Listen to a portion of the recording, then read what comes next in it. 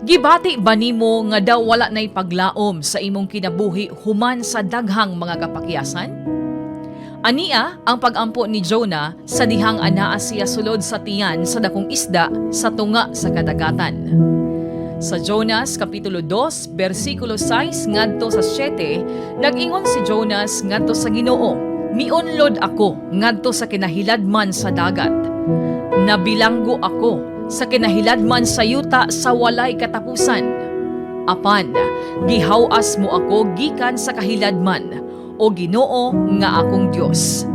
Sa dihang hapit na mahugno ang akong kinabuhi, misangpit ako kanimo, Ginoo, o ginungog mo ang akong pagampo didto sa imong balaan nga templo." Mga kasama, sa dihang mapakyas kita o malumos kita sa daghang mga pagsulay sa atong kinabuhi, andam kanunay ang Dios nga muluwas ka nato sa atong mga kalisdanan. Kini si Radyo Man Michelle Miral Galve, usa ka malinawon nga paghinumdom sa kamatayon ug kadaugan ni Jesus didto sa krus.